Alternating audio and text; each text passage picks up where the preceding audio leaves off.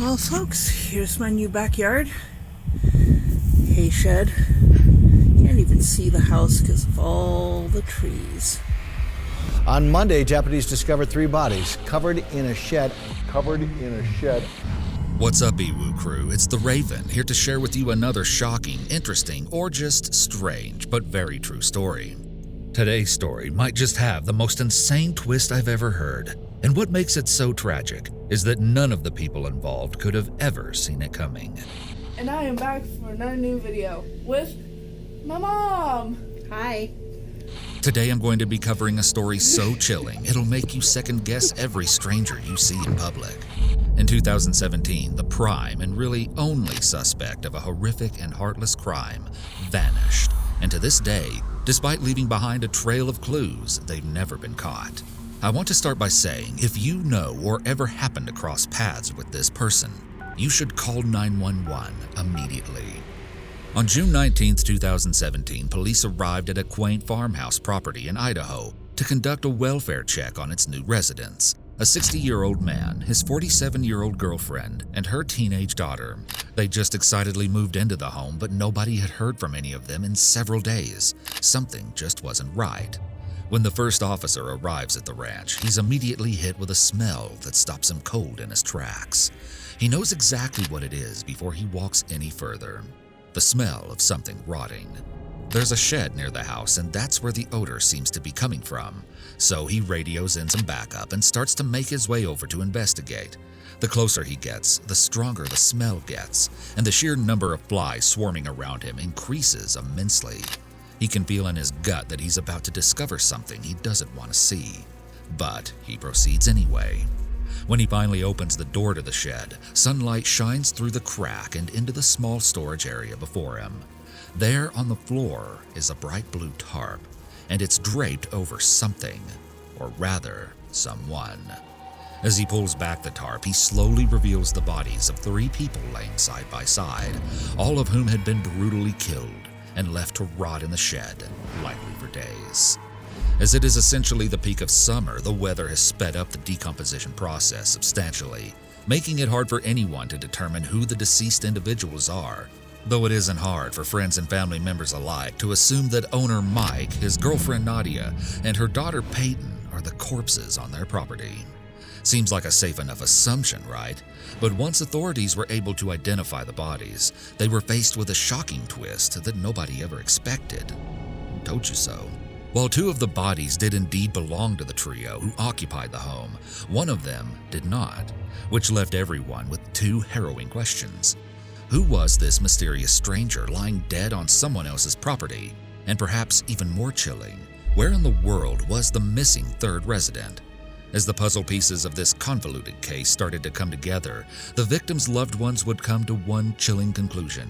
No matter how well you think you know your friends, you can never be sure what double lives they could be living. Let's go back to where it all started. By the time Nadia Medley was in her mid-40s, her 13-year-old daughter Peyton was her entire life. But the single mother often had trouble making ends meet after her husband passed away in 2014. She also sadly lost a child shortly after its birth around the same time. For a while, Nadia and Peyton were essentially all each other had in the world, but that was all about to change. You see, Nadia worked as a massage therapist in Ogden, Utah, and she wasn't in a hurry to find love again so soon after being widowed. But sometimes love is spontaneous and just falls into your lap, or, in Nadia's case, onto her massage table. In 2015, a charming man with immense presence and personality walked into Nadia's work in need of a massage. The man, who went by the name Mike, was undeniably striking to Nadia. Almost right away, there was a spark between the two, a connection that neither of them could seem to control, which of course is how their unexpected relationship started. Mike was a catch, a private pilot for clients who often needed him to fly all over the country at any given time. He made good money, was well-traveled, and just happened to be a divorcee of 10 years. It seemed as though fate brought Mike to Nadia's life, as the two were beyond perfect for each other. Their relationship started off slowly, though it quickly grew more serious as the months went on. From after-work dates to hikes with Nadia and Peyton, Mike demonstrated his commitment to this newfound love. After all, he knew just how much heartbreak Nadia had already experienced. He made his girlfriend's daughter just as much of a priority in his life, picking Peyton up from school, taking her on lunch dates, teaching her how to shoot, and building such a strong bond with her that soon enough, she started to call him Dad. There you go. Awesome. Do it again. Keep pointing that way. Do it again. Looking at videos of them adventuring and even having fun leg wrestling in the leaves, you can tell that not only had Mike become a father figure in Peyton's life, these two were the best of friends. Nadia's friends saw a dramatic change in the woman when she met Mike, saying that he was the first reason she smiled in a long time, that she had a constant happy glow when they were together. Nadia's loved ones followed her fairy tale romance through social media. The couple and Peyton explored nature together. They had fun at rodeos, went to baseball games, and no matter what, they had fun. It was clear to everyone that Nadia's new romance was flourishing. She made sweet posts like, "Went to Cheap Trick, Joan Jett, and Heart tonight, thanks to my ever-so-thoughtful boyfriend, Mike. Awesome day at the fair with my little family. Love you guys." After an impromptu trip to Yellowstone, she wrote, "Because my boyfriend is awesome. Love you, Mike." Hi everybody, it's me Peyton. I am going to be like every YouTuber ever, and I'm going to make a vlog. Aha. We're going to Yellowstone right now, and how much longer do we have? Like 4 hours? Okay, yeah, 4 more hours. And yeah, it's a really pretty drive though. I'm happy.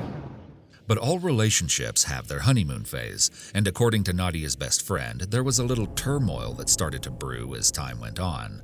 Apparently, Nadia asked Mike 2 or 3 times for help paying mortgage. After a few times of being asked, Mike firmly declined, saying that they were moving too fast and he couldn't do this. But Nadia was not buying it. She had seen one of his paychecks, which reportedly showed that Mike made $10,000 in a single month. Nadia knew that Mike made a lot of money as a pilot, and she didn't understand why he wasn't willing to help her out financially. This heated dispute became a point of contention and eventually led to a brief separation of the pair. However, their love was like a magnet pulling them back to one another in no time. Nadia texted her friend, "He told me separation wasn't making him feel any better. We really have a hard time being apart at this point." Perhaps the most difficult part of their relationship to manage was the frequent distance between Nadia and Mike. After all, Mike's work often took him far from home for a considerable amount of time, sometimes for weeks on end, which can definitely put some strain on a relationship. But as they say, distance makes the heart grow fonder, which is exactly what happened with Mike and Nadia. The distance and time, it seemed, had nothing on the bond they have formed. In fact, it had only made Mike realize that he couldn't bear to spend so much time away from Nadia and Peyton anymore. This once casual relationship needed to be more permanent. So Mike ended up purchasing a ranch in Caldwell, Idaho, and told Nadia that he simply couldn't let her think he wasn't ready for commitment. He invited her and Peyton to move in with him and promised the two of them anything they wanted. Open fields, horses, dogs, rabbits, anything to make them happy and allow them to live a full life with him. Nadia's status updates captured her growing excitement as this living arrangement went from a tentative idea to a concrete plan. Nadia, Peyton, and Mike were ecstatic to start their new life together. In fact, Nadia was so excited that she started to dedicate all of her time to decorating the ranch. Never in her life did she have so much space to work with, and she was beyond ready to turn the farmhouse into a proper home for her and her 2 favorite people. She started putting up fences around the yard and building pens, coops, rabbit runs, you name it. On May 10th, she shared this video of the expansive property, and it wasn't hard to tell she completely fell in love with the land. Notice the shed she pointed out in the background. Well, folks, here's my new backyard. Kind of liking this just a little bit. Still a little bit of fence to build here. Dogs are the only thing that's grazing now, but that will change. This is where the chickens live.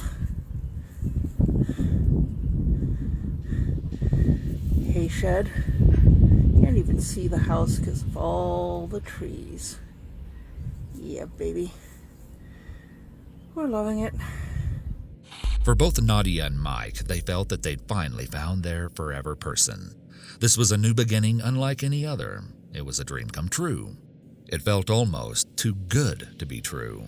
And unfortunately, that's because it was. In June of 2017, Nadia needed to take a trip back to Utah to pick up some of the horses that Mike had purchased for the ranch.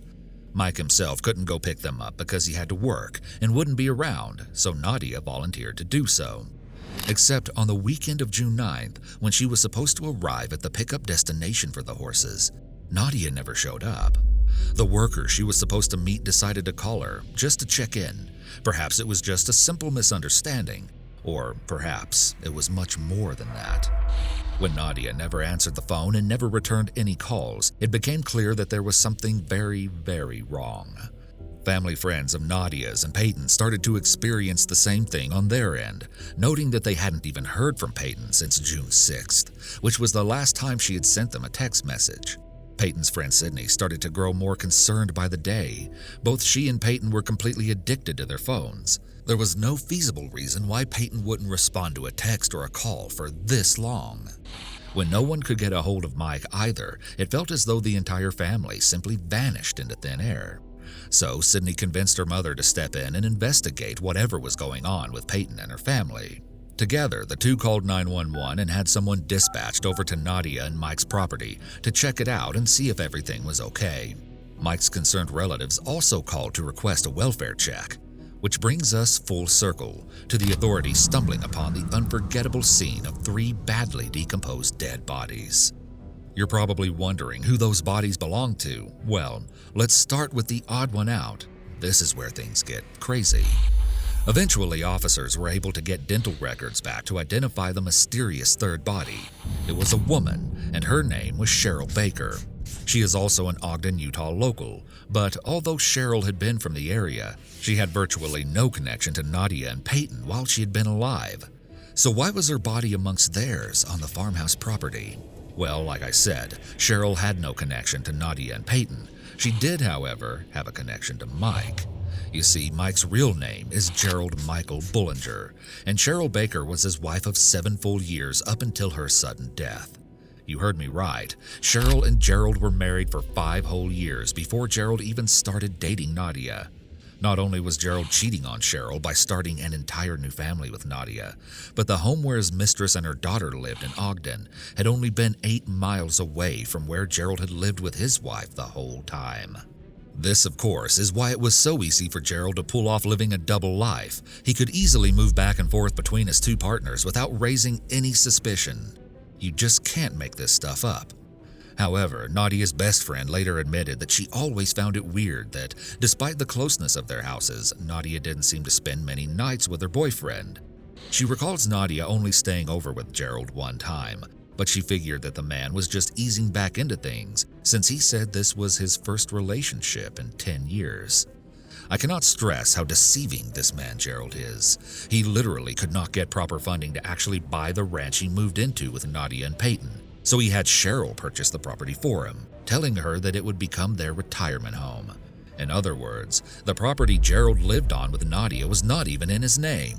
Cheryl had purchased it completely on her own. All the while that Nadia had been sharing excited posts about moving to the idyllic rural land, so too had Cheryl been gushing with colleagues how she just couldn't wait to spend her retirement in the beautiful countryside with the man she loved. Most notably, the ever-creative Cheryl, who loved crafting, taught art, and even made her own wedding dress, wished to turn the large shed on the farm into her very own art studio. So it's no surprise that Cheryl had wanted to see the property for herself in June of 2017. She had just retired as a teacher on June 6 after spending many years working at schools for the deaf and blind.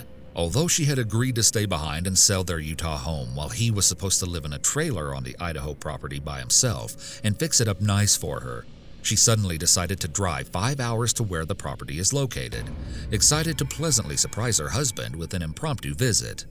It was weeks before she was supposed to be there, but without a job to tie her down, Cheryl saw no reason why she shouldn't go reunite with her husband for a little while.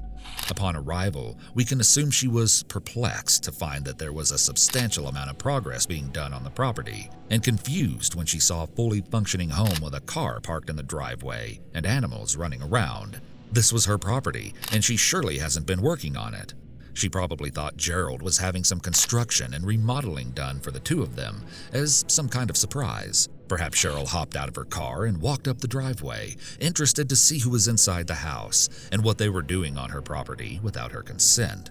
From here, we can only speculate what really went down on that fateful day. Maybe when Nadia opened the door, Cheryl's newfound suspicions were only confirmed when Nadia asked who Cheryl was, and the two realized they were being played by the same man. As for what happened after Cheryl and Nadia met face to face, the details are unclear. Presumably, the two women found out that Mike, Gerald, had been cheating on both of them with each other. It's likely that they were both incredibly frustrated with themselves and each other, but mostly Gerald. And at some point, police assumed that Gerald must have discovered that the two women had found out about each other, unraveling his secret life. That's when officers believe he became violent. As his whole world came crashing down in an instant, it is alleged that he took out his anger on not only Cheryl, but Nadia and even young Peyton. That's right. The three gruesome bodies on the property were tragically identified to belong to none other than sweet and considerate Nadia Medley, her innocent daughter Peyton, and Gerald's 56-year-old wife, Cheryl Baker. When the bodies of the victims were analyzed, it became clear that they had all three been shot in the head, execution style, before their corpses were discarded into the shed on Gerald's property. In addition, while some of the animals on the property were alive and roaming around, such as a snake and some rabbits, several animals, presumably family pets, were found dead, including some birds and 3 dogs, who, just like the human victims, had been shot execution style. All of the specifics of how that came to happen are unknown by almost everyone. Everyone except Gerald himself. But he is nowhere to be found. Can you imagine how it must have felt for the victims' loved ones to find out they'd been caught up in one big lie this whole time? One of the things I found most bizarre about this case was the fact that Cheryl's relatives came forward to say that the whole time Gerald was having an affair with Nadia, nobody noticed any signs of him pulling away from his wife. They remembered him as a supportive husband who made time to spend holidays with the in-laws and go on outdoor family adventures. In fact, they believe Cheryl thought her marriage was absolutely perfect. Just the thought that Gerald was such a good liar that he could keep up this charade convincingly for so long is mind-blowing to me. On a similar note, one of Nadia's friends was so confused by the news reports stating that Cheryl was Gerald's wife that she reached out to the news channel and told them, I think you have it wrong. He wasn't married. It's safe to say that Gerald was extremely successful in pulling the wool over the eyes of everyone he knew. I think Cheryl's brother put it best when he said, I don't know what his plans could have been. Just pick one and tell the other to go home. You don't kill them. And that's another fascinating rabbit hole of this case. What was Gerald's plan? Well, the first assumption might be that he always hoped to keep his two lives separate, but promising both his partners a new life in the same exact house was obviously a ticking time bomb. Cheryl's brother has speculated that the closest theory he could come up with was maybe Gerald was waiting for Cheryl to sell their house in Ogden, which was in her name, so that he could cash in on the money before leaving her for his mistress. After all, it is weird how much Gerald seemed to struggle with money given his seemingly lucrative career. I mean, I kind of wonder myself how much he was actually working. Both of his lovers were okay with him being away for weeks at a time because of his occupation, but since he had to fit in quality time with both sides, maybe putting in actual flying hours was low on his priority list. All the same, I really want to know what Cheryl thought when he saddled her with all the financial burdens of buying the new Idaho farmhouse. But what if the choice to bring his two lovers to the same area had a different purpose? That's right. Many people theorize that Gerald may have been hoping to start a polygamous marriage where his relationships could seamlessly merge into one family, or where Gerald could have his cake and eat it too. Still, I just don't know if he would take that big of a risk knowing both women would be furious at him for his infidelity and more than likely not open to the idea of sharing a husband. Yet another thing people have called into question is Gerald's religious views. There seems to be many conflicting reports. Nadia's best friend has stated that both Nadia and Gerald were very atheist, but Gerald and Cheryl were apparently dedicated members of a Hindu temple. Still, other articles claim that Gerald told Nadia he was a Mormon from Montana. I was able to locate some information that came from Gerald's first wife, a woman named Jackie Garcia, whom he met in the 1970s when they were both freshmen at what is now Brigham Young University, Idaho. He reportedly served his mission in Manila and then married Jackie at the Salt Lake City LDS temple. But from the very start, Jackie says she got a bad feeling about her groom, saying she knew it was a mistake as soon as she got home from the honeymoon. And the next 10 years of their union would show her his true colors. She said his deceptive ways were so extreme that you could catch him red-handed, God could be pointing at him, and he'd still lie all over the place. Jackie also reports experiencing physical abuse at Gerald's hands. The first time she was shown the darkness hidden within her husband was during their very first year of marriage. They'd been arguing, and she found herself on the floor as Gerald loomed menacingly over her. She slowly looked up at him and asked, "You wanted to hit me, didn't you?" He said yes. Not long after that, Gerald allegedly did cross that line. Jackie says he would hit her once during arguments, and she would stop talking. It got to the point where she feared greatly for her life. Still, she tried to make it work, reaching out to the church and loved ones for help. But to her dismay, Gerald was so good at putting on a friendly mask to the outside world that nobody really believed her story. At this point, she had really tried everything. Counseling, a domestic violence hotline, even sending Gerald to therapy for batterers. But ultimately, their marriage would come to an end in 1988, after years of infidelity on Gerald's part, and he quickly began a relationship with the woman who would become his second wife. There's not much information available about this second marriage, but it is claimed that he left this wife to marry another mistress yet again. That mistress would have been Cheryl Baker, his third wife, but because all who knew her attest to how pure-hearted and genuine Cheryl was, there's a pretty good chance she didn't even know she was the other woman in the first place. And with this background, we can understand why Gerald would learn Sanskrit and attend Hindu temple with Cheryl, while simultaneously connecting with Nadia as a supposed ardent atheist.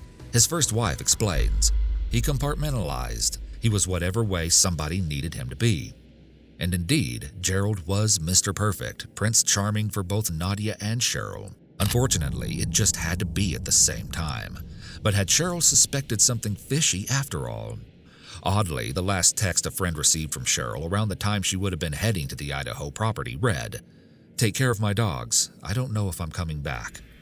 At first, this wasn't too concerning, as the recipient of the message just assumed Cheryl had decided to take a backpacking trip with Gerald, as they were known to do.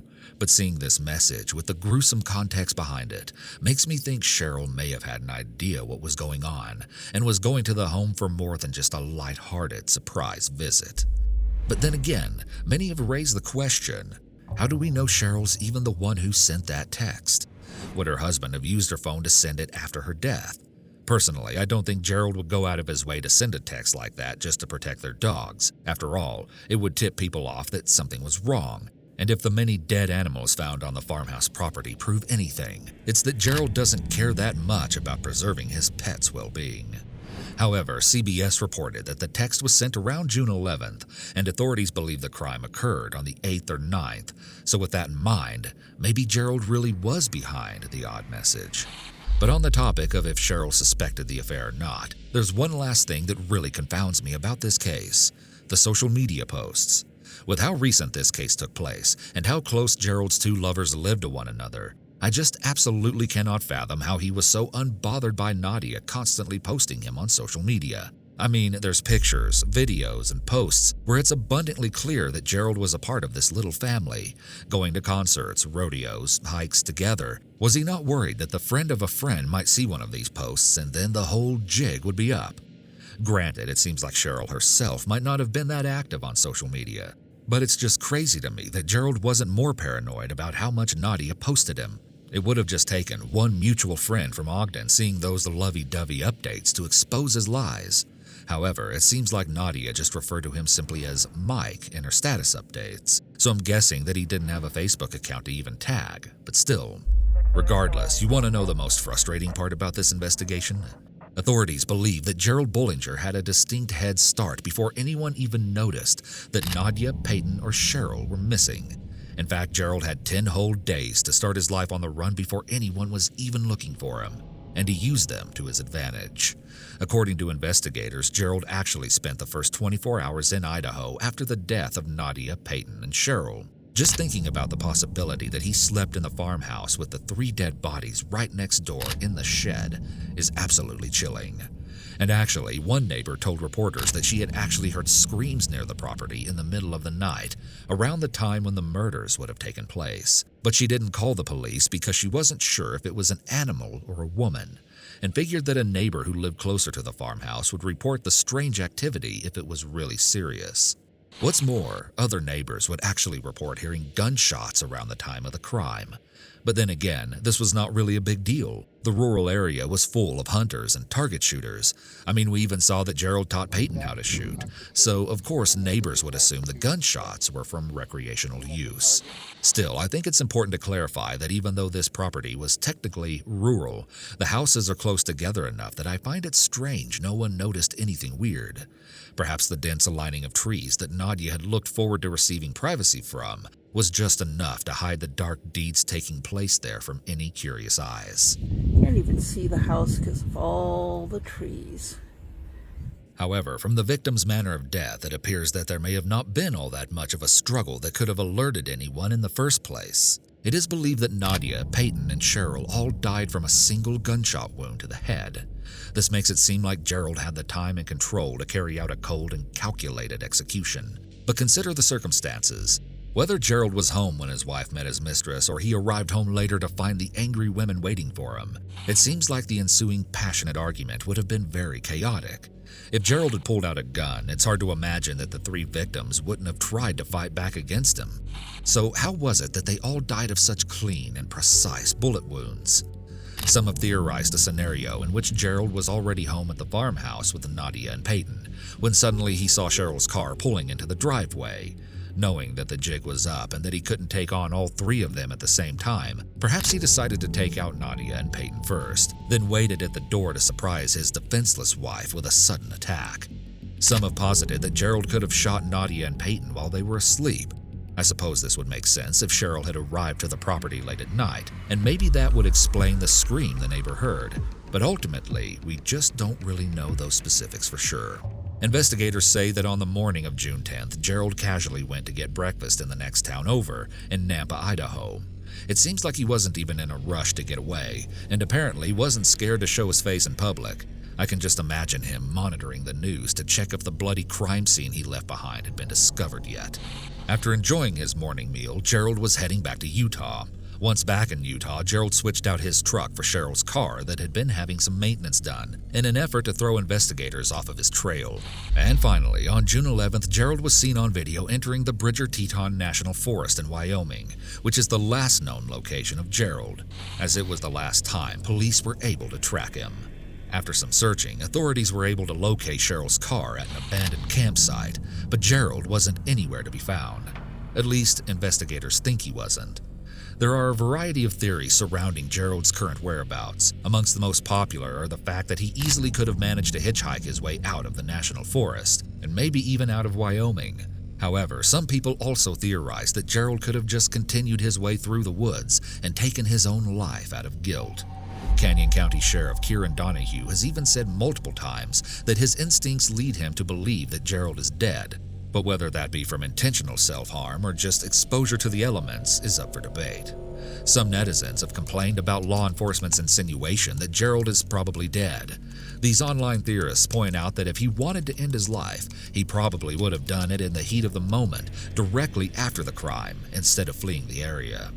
Close friends of Nadia's believe that Gerald is far too egotistical to end his own life. One anonymous individual who knew Gerald for more than a decade quipped, "If you know about sociopaths, you know they're unlikely to kill themselves. He would have to feel guilty, and he doesn't have a conscience."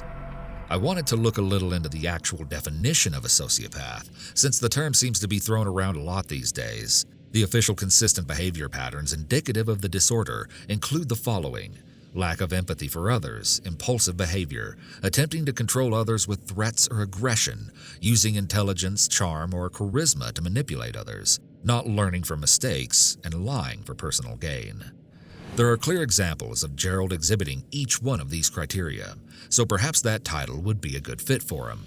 Or, at the very least, it can be said that he exhibited sociopathic behavior in many aspects of his life. Cheryl's friends even said the eventual husband and wife met on a plane, and by the time they landed, he had gotten her phone number, so there must have been something infectious about his personality. Too bad he used it to manipulate those who trusted him most. Law enforcement emphasized just how rugged the 3.4 million acre area he disappeared into is, saying that it is littered with grizzly bears, wolves, and coyotes. Gerald apparently has taught survival training in the past, but even if he was able to sustain himself for a little while out in the wilderness, he probably would have had to find more welcoming accommodations before winter fell. What's interesting is that many of his old friends actually theorized that he could have used his trademark charm and charisma to convince another unsuspecting woman to take him in. I'm sure if he's still alive somewhere out there, he would be going by an alias, so that's why spreading his photo around is so crucial. The sheriff has said that the evidence points to him still being in the country, probably within the West if he's indeed still living. But here's where things get even crazier. On July 20th, 9 days after Gerald entered Bridger Teton National Forest, a couple of workers from a recreation center reported seeing someone who looked just like Gerald in a tent at a camp spot less than 2 hours from where his car was found. Could Gerald have narrowly escaped being caught again? On June 28th, the tip was received from someone who thought they saw Gerald driving south on Interstate 15 near Salt Lake City, while others reported possible sightings of the fugitive in Pocatello.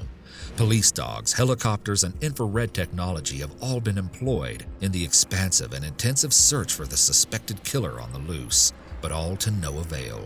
What's really weird is that one sheriff stated plainly that they collected evidence that indicates Gerald is dead, but he stands firm that they cannot be closed-minded in this investigation.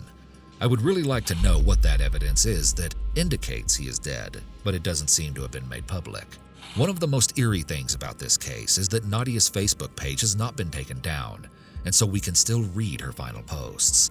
They're like a time capsule showing a woman who is happy, optimistic, and totally head over heels for her boyfriend, excited for the future. In her very last post, she says that the last thing she thinks before going to bed is, "Life is good," and affirms that she has found love. Before that, a photo of Peyton, a cute snapshot of Nadia with her dog, and a scenic picture of the rural front yard she loved so much. An even older post from 2016 is perhaps the most sad of them all. Nadia shares that she is a survivor of mental and physical spousal abuse at the hands of her late husband. She bravely writes, "I'm much better off now and definitely a survivor, and let me tell you, real people don't hurt others." About a year before the murders, she posted a photo of Mike and Peyton, writing, "Happy Father's Day to all the real dads out there, those who inspire their kids, who are there for their families, who take the time to make a difference." It is truly tragic to see just how much she had to go through already, and even then, she had no idea the monster that her boyfriend Mike really was. At the same time, Peyton actually had her own YouTube channel, and going through some of her old videos really hit me hard. Hello everybody, it's me, Peyton, and I am back for another new video with my mom. Hi. So, today I'm going to be painting her face Galaxy.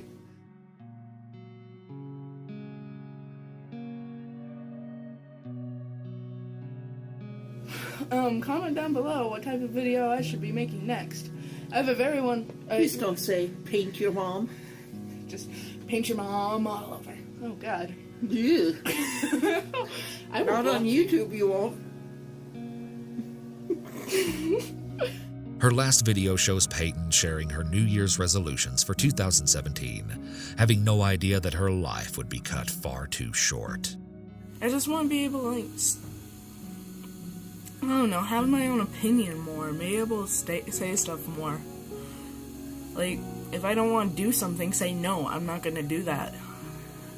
And with standing up for myself also, being able to tell people when something's, like, hurting me and getting them to stop.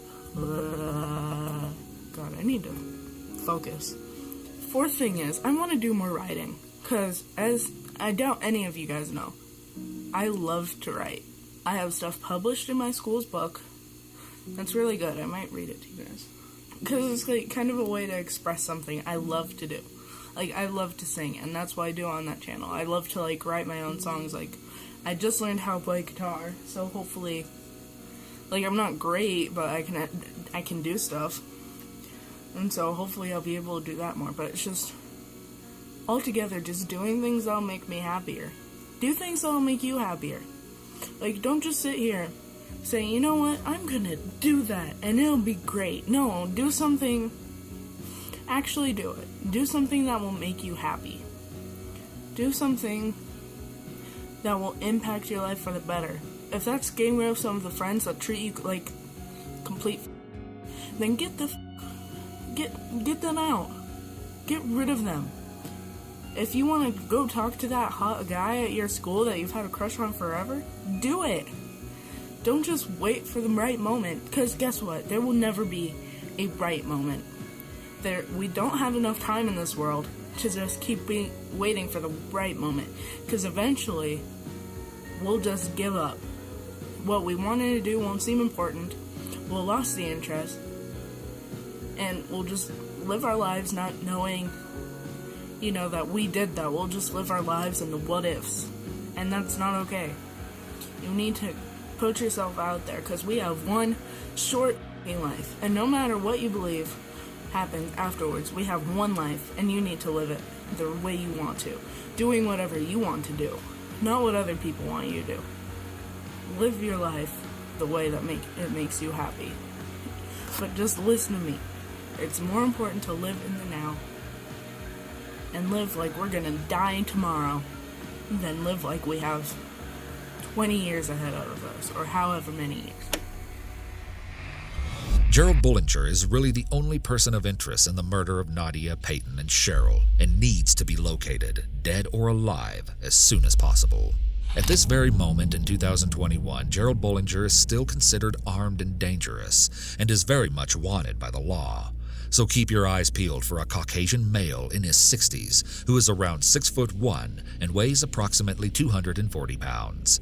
From the last time he was seen, Gerald Bullinger has gray hair and brown eyes, as you can see in this photo of him. If you see him, do not approach him, but please call 911 immediately. And if you take one thing away from this story, remember that people are not always what they seem, and if something seems too good to be true, it just might be. Cheryl's brother has lamented, "I don't trust my own judgment on people anymore. I thought Mike was a nice guy. I'm not sure we would know the true story even if Mike were found." Now, I'd like to pass this story off to you. What do you think happened to Nadia, Peyton, and Cheryl? Why would Gerald remain on the run if he is not responsible for their deaths? And where do you think he is currently?